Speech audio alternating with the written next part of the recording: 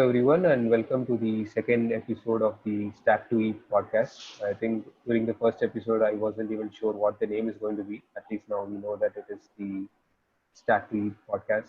And I think the last episode did go out very well, even if I say so myself.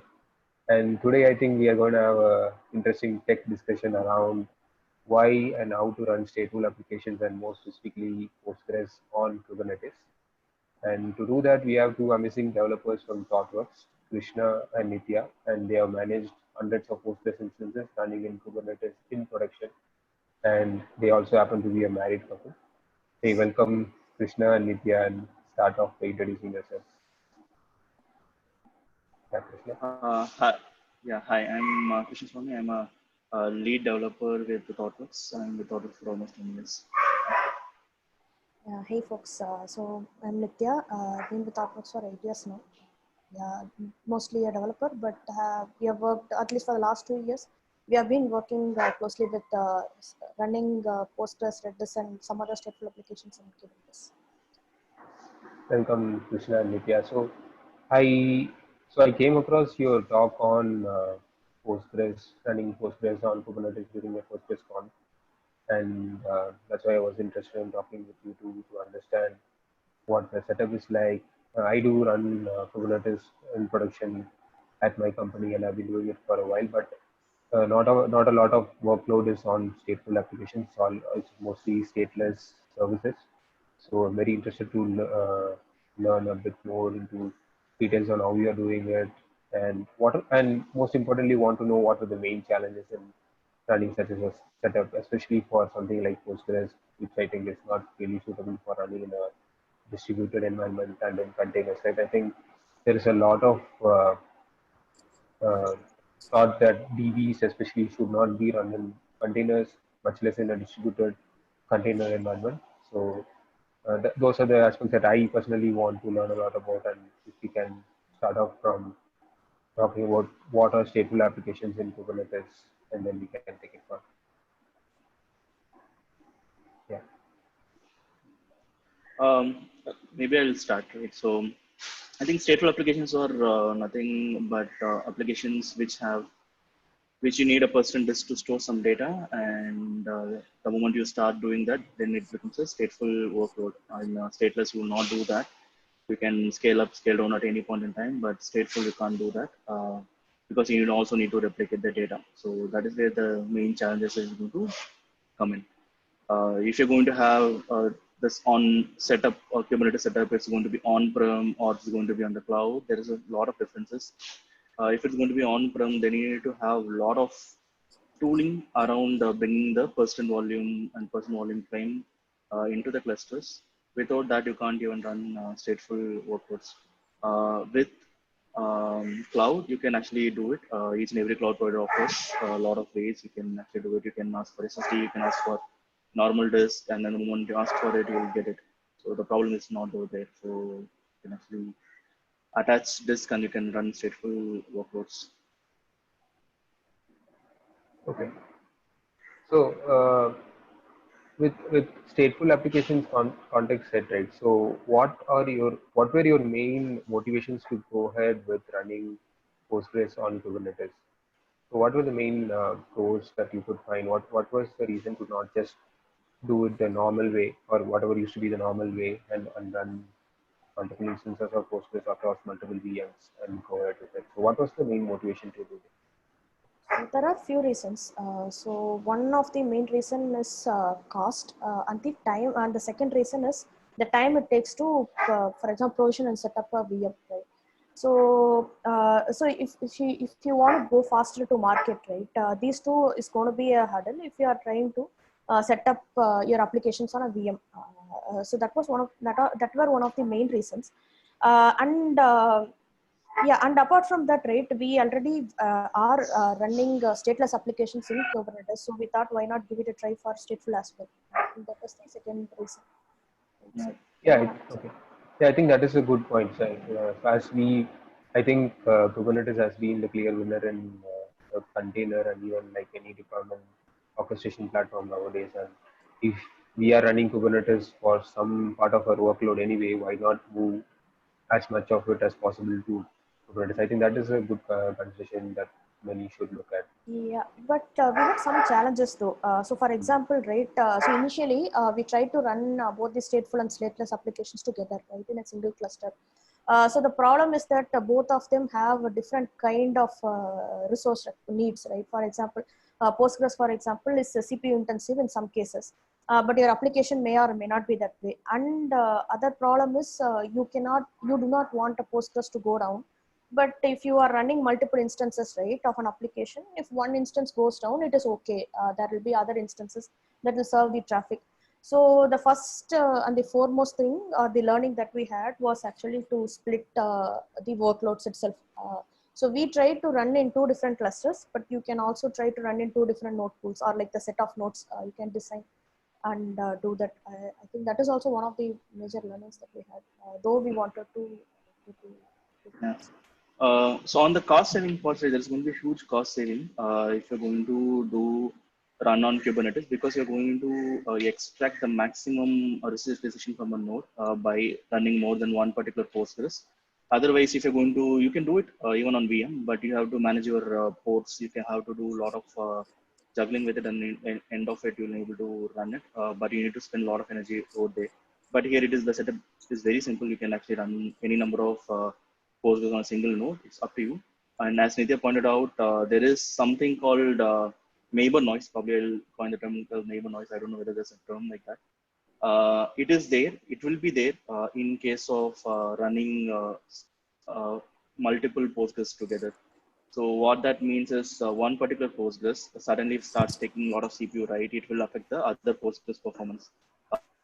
Generally, you would not even hear of something, or you not even face something like that in your VM world, because everything is running separately, isolated, and there's no neighbor for you to affect. And that's the exact reason why we actually put, pulled out stateless and stateful things first of all.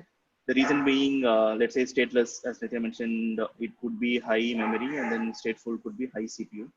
If you run these two things together, what are the things we have seen is stateless, you keep on deploying day in and day out. Because of that, the Kubernetes scheduler is going to schedule the pod in a different mode. And whenever the particular pod, depending upon where it's getting scheduled, right, it could affect the performance of the your Postgres itself. Previously, it would have been performed really better, but today it would have started performing degraded. The reason could be because the service has been scheduled on a different node. So we don't want to affect that particular thing. So that's the reason why we have the separate Kubernetes cluster where actually scheduling is not happening that much. So that's how we actually kind of protected it. Cool. I think that addresses a lot of aspects around why. So, would either of you talk about the details of the setup that you had? Yeah, sure. So I'll start. Krishna can add more details. So some of the challenges, or some of the challenges that you have when you run something like a Postgres on a Kubernetes, right, is that you. So again, we are talking about production clusters. We are talking about scale. So we need few things in place. For example, right, when the master, the primary Postgres goes down, we need automatic failover. Here, it is very important, right? Because if you see in a VM, usually you provision once and you don't touch it, right? Like it is not very common to do, to do anything with the VM. But if you see in a Kubernetes world, right, there can be things that are happening. For example, right, if you take a cloud hosted solution, we are using their nodes and their machines, so there can be security patches that happens, and because of the neighbor noise that Krishna pointed out, right, any pod, any container can go down, right, it can restart. So those were some of the common things that we had, right? So because of that, there is a possibility, there is a higher possibility for a primary Postgres to go down in a container world or Kubernetes when compared to the VM world. So we needed an automatic failover because if the primary goes down, we don't want someone to wake up in the middle of the night and fix it, right? So that was one major thing that we needed. And the second thing is, since we needed a failover, we obviously needed a standby. Right? We want something the data to be replicated so that at any point of time when there is a need for an automatic switchover, that there has to be something. So those were the two major things that we had. Right? And now that I want the switchover to happen, I want all my client connections to cut properly. Right? So we needed a proxy. Right? We needed something, some load balancer. It can be a proxy, anything. Right? Something that will come in front so that this will handle all the client connections. This can disconnect, make sure that the client always connects to the proper post, primary. So these were some of the major things that we needed to start with. Krishna, you want to add something? Yeah, I think as Nidya pointed out, right, pods are very, very ephemeral in nature, right? It could go down at any point in time. Because there's only one process running in that, and if that process goes off, it's going to get restarted. The reason could be multiple things. Even if there's something happens to a Postgres, it started taking high memory and Kubernetes could kill it, or it could go down, or Docker daemon could get restarted. There are multiple reasons, right? It's very, very ephemeral in nature. With that ephemeral nature, if you want to bring something like Postgres, which is supposed to run for a very long time without even a restart, and if you're going to marry these two things together, you need to lot of tooling. Without the tooling, running it on Kubernetes is going to be a really a harder thing. Yeah. Yeah, so there are actually a lot of challenges. Even if you run a simple auto vacuum, right, in Postgres, even that takes so much CPU. If the replication breaks, for it to sync, again, if it is broken for some reason and if the wall segments are lost, right, then it has to start replication from a previous point in time. So that takes so much CPU. So there are a lot of cases where this component can take so much CPU, which will affect. And if the CPU reaches like 99%, for example, right, some of the hosted solutions, they restart the node. I think they restart the kubelet, for example, right? Thinking that the node itself is not responsible. So these were some of the challenges that we faced, when running stateful applications. So in the talk, you do go into the details of the setup. Can we have like a very high level overview of the setup, and then I think as part of the publishing process for the podcast in the description and on both YouTube and other platforms, I'll have a link to the talk. But if you can just touch upon the high level overview of how you solve it, especially the problems around the client failover with the proxy and all that. Right? So what are the tools that help you do that?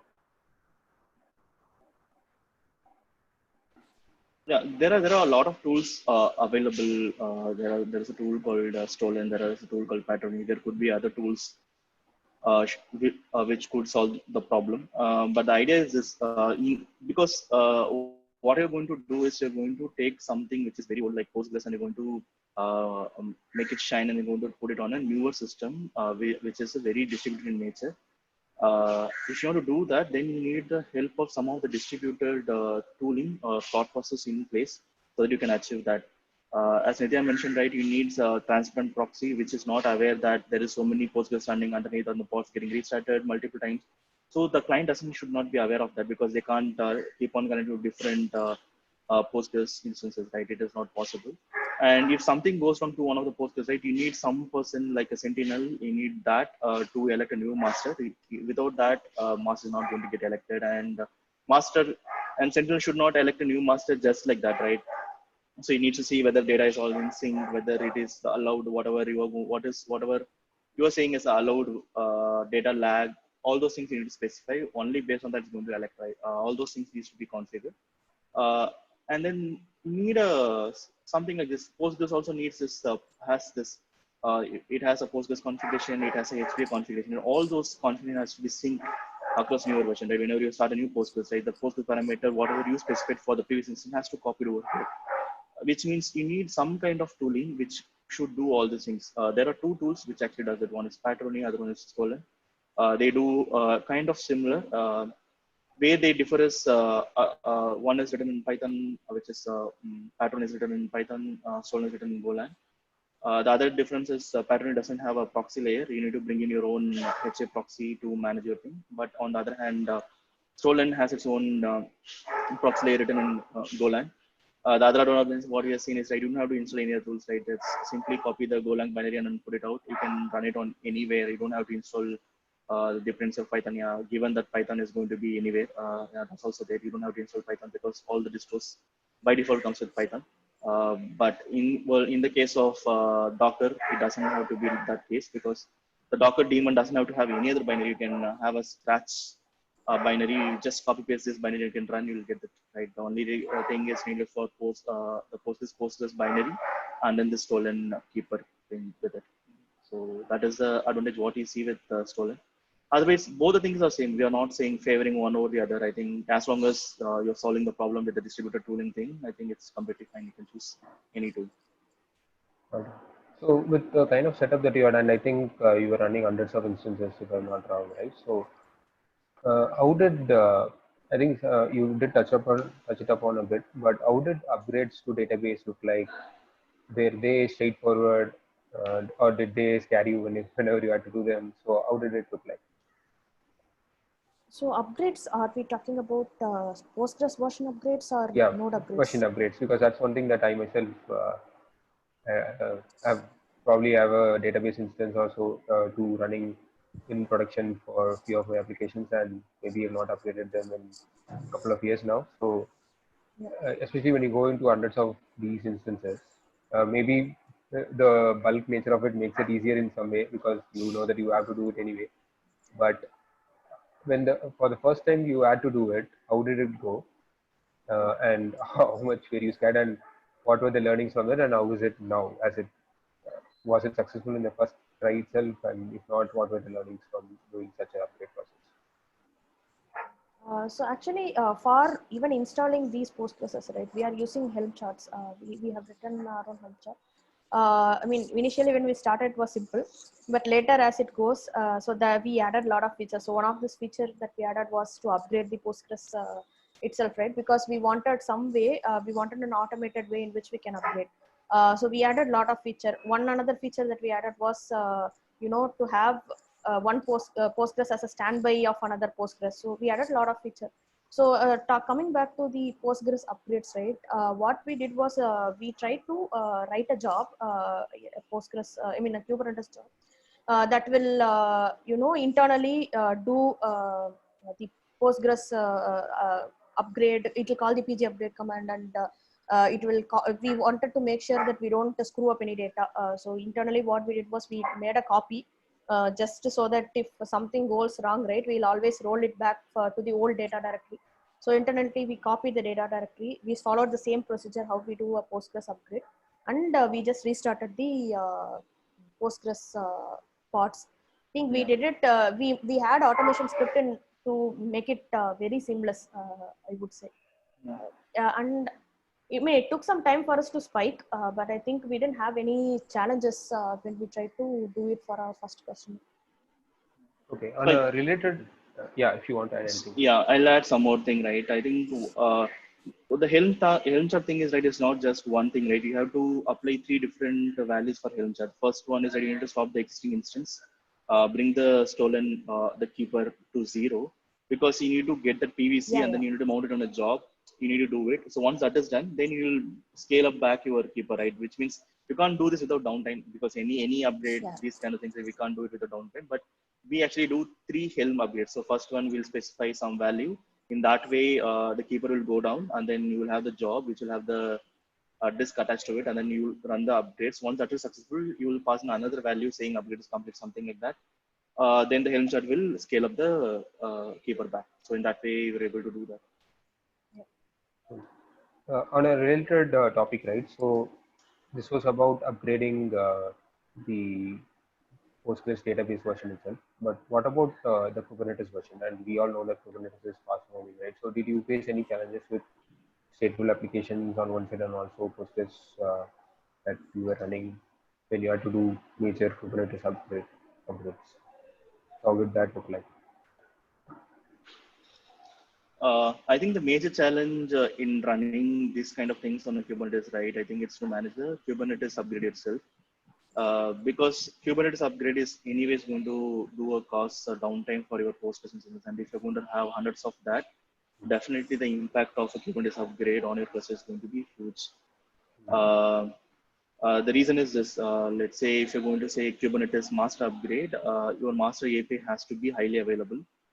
If you are relying on Kubernetes API as your backend store, because Stolen offers you to store data in Kubernetes itself as a config map. If the Kubernetes API itself is not there, then Stolen may not be able to access the other components because it needs to reach only via the store. If the master API itself is not there, then Stolen assumes that master is down, proxy is down, everything is down, and then it's going to bring down the entire thing. So it is advised not to use Kubernetes API if your Kubernetes API is not highly available. So that's first learning what we got. And it should be seamlessly should get upgraded, right? I think master upgrade is going to have some kind of really problematic. The second thing with node upgrades, if you looking at it, right? Node upgrade anyway, you have to replace your kubelet. Kubelet upgrade should not cause any, actually should not cause any problem. But in case if your kubelet is not responding to the master for a very long period during this upgrade, that's where the problem is going to start, right? Our Kubernetes master going to assume that, hey, this particular node is not there for so long, so I'm going to mark this particular node as not ready. If the node is going to be marked as not ready, then all the pod which is going to run on that particular node is not going to receive traffic and everything is going to go down. So that is one typical case where you might face problem. The second is with the daemon, the container runtime interface daemon. It could be containerd or it could be Docker, anything, right? Anything, whatever be it, right? If it's a daemon, there's going to be a problem because you're going to reset the daemon. If you're going to reset the daemon, all the container in that particular node is also get restarted, which means you're going to have a downtime. And during that, your master is not going to be there. Then a central needs to select a new master. So if you have more than one particular databases, then so many databases has to be elected again as well. So there's going to be a huge challenge on that. We have not tried something like Podman or something which is not a daemon based one. If you have a non-daemon based CRI, maybe you could probably potentially you could avoid this problem of node upgrade causing a downtime, right? That particular case may not be there if you have something like a non-daemon based CRI. And adding on to that, right? Stolen. So there is also this time that it takes to do a master switch, right? Even in the automatic level. So it will wait. The Sentinel will wait for some time until it does the master switch. So if you have a scheduled downtime, if you node upgrades, right? We can even tweak that parameter so that we'll have lesser downtime. So for example, if I say in 2-3 seconds, if the master is not responding, if you can switch over, if I say something like that, right? At least I can control the downtime or how much time my Postgres doesn't respond. So these were some of the things that we tried. And what else? But like Krishna says, right, the problem is there can be more Postgres that goes down because there can be multiple Postgres primary that run on one particular node. I think that was also one of the major challenges that we had. Yeah. So I think there's one more way you can actually solve the problem. You can enable synchronous replication. I think most Patroni and Stolen should support this. Stolen at least supports this, where you can actually enable synchronous replication. And that means there will be multiple masters and multiple masters could be serving the read-only queries and you can do that. But the downside of it, your throughput could come down because one more master has to acknowledge the write that could bring down your throughput. But what I feel is during the upgrade, if you know that you're going to upgrade, you can enable synchronous application only during that particular period, and then probably you can bring back to asynchronous mode. Even that way, you can actually bring down the downtime. You can avoid data loss also when you have synchronous application. I think that was one of the major things. So again, the data loss rate, it can be controlled. So at least with Stolen, you can control it. How much difference the standby and the primary has to be in bytes is controllable. So I think that there is default configuration that you can set. I think it is 10 MB or something. But you can tune that also to make sure that there isn't much of a lag between the primary and standby so that we don't lose data. But if the data is very, very important in transactions like cache transactions, right? If you cannot afford to lose data, then you can set up synchronous replications always, or at least during these times. Yeah, the disadvantage with that is performance. So. So one of the things that have become very popular in the last couple of years is using this operator pattern, right? So one of the popular operators, I think, is the Prometheus operator, which I think a lot of folks started using it for deploying Prometheus uh, and managing it on Kubernetes and tracking metrics for applications and also the cluster, right?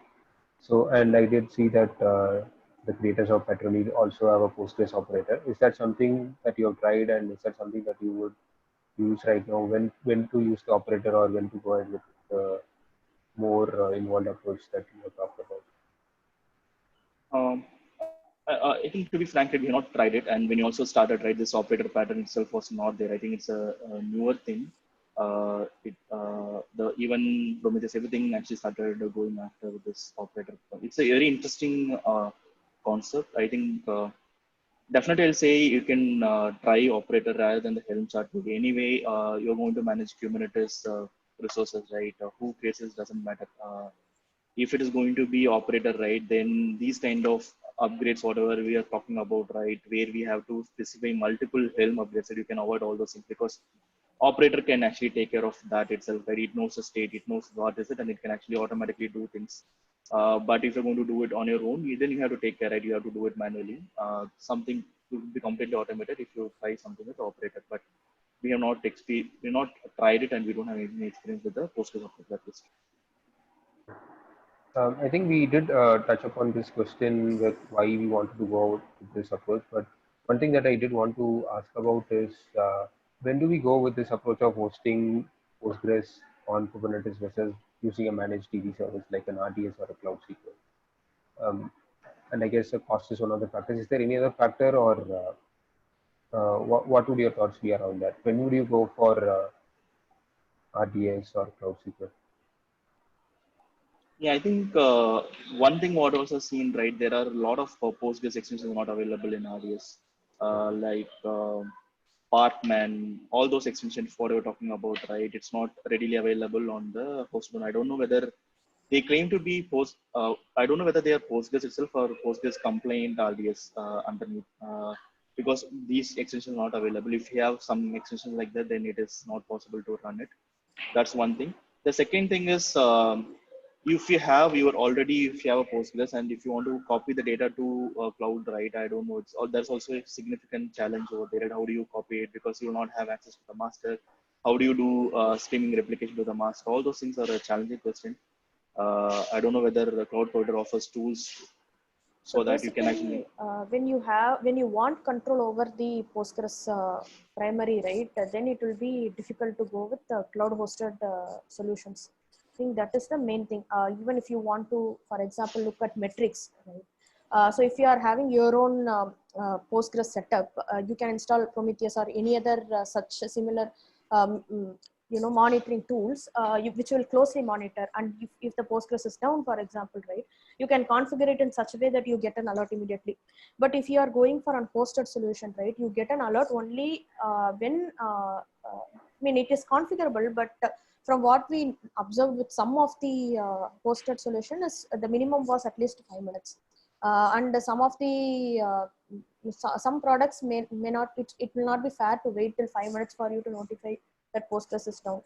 So I think those were also some of the things. So that's also there. Let's say if you have a reporting need, let's say you want to run read-only queries, probably if you want to have a standby of your master, right? Then how do you do it? Because you have only one instance of RDS, and then I can't run read-only query, long-running queries on that, which means I can set up a standby on my local or somewhere. I don't even care how much the lag is, but all I need is to run the read-only queries on top of that, right? How do I set it up? So those are the questions which needs to be answered. And if you don't have any such needs and it is just that thing, right, then you can actually go with IDS. All right. Thanks a lot, Krishna and Nitya. I think that is all the things that I wanted to discuss. And I think for more details, people should definitely go and watch the talk that Krishna and Nitya did. They go into a lot of details around how the setup looks like and all that. And I think it was a very interesting talk, and I learned a lot of things around with it. And thanks a lot for touching around some of the questions that I had after watching the talk. Any parting closing comments? One thing I'll say is, right, even though Kubernetes offers a lot of nice things, right, it will look very fancy that you can run all those things, but all those things comes at a cost that you need to put a lot of effort. You need to do a lot of tooling, and then you need to be prepared for a lot of unknowns as well. So I'll say that as a closing note. Yeah. And one more difference that people will notice for sure when they go with from VM to Kubernetes is the time is how do I put it? So the VM, right? For example, it remains untouched most of the time, right? So there might not be people might not even have experienced a downtime with something like a Postgres or a Redis. But when it comes to Kubernetes, right, there can be more downtimes than anticipated. Again, it depends, right? If there is an unknown upgrade for some reason that happens, right? So there can be downtimes, which can all be surprises, right? So until we tweak a lot of things for running these stateful applications in Kubernetes, there can be surprises, and I think we have to be patient enough to tweak and come to a stable production setup. I mean, and not jump to conclusions. So. Yeah, I think Yeah. should go ahead, Krish. Yeah. So one more thing, what I'll add is right. I think if you're a startup and if you don't have a lot of money, if you don't want to burn a lot of cash for infrastructure, then I think definitely you can give it a try, because these downtime, because it's new, you don't know how your product is going to look like, and then these upgrade is not going to happen that often, right? Whatever upgrades we're talking about, and that's not going to be a huge one, but you can actually spawn up any number of instances very quickly in a minute or two, right? You will get the entire Postgres HA available on your cluster, and then you can actually happily play with it. So that's a huge advantage of cost if you're a startup and if you don't have a lot of money and for infrastructure. Yeah, the main closing takeaway for me is that it is possible. It is possible to do it in a HA, high availability way on production without a lot of risk, right? So that is my main takeaway. But it is not for everyone. There are pros and cons, and you have to weigh your pros against your cons and make a right decision based on what kind of setup you have. If running additional RDS instances is fine for what you want, and if you're okay to pay the extra cost and not having full control, and if you're not even using some extensions that you might need from Postgres, might as well go with managed instances to start with. But if you want more control, if you want to save on cost, and if you have experimented a bit with a lot of this setup and are okay to invest the time on that as well, but get more control over it, maybe go ahead with it. But it is definitely doable and not something to be really scared of. But, yeah. Okay. Thanks a lot, Krishna and Nitya. Thanks for taking the time to Yeah. talk with me. Thank you, Manoj. Thank you very much. See you. Bye.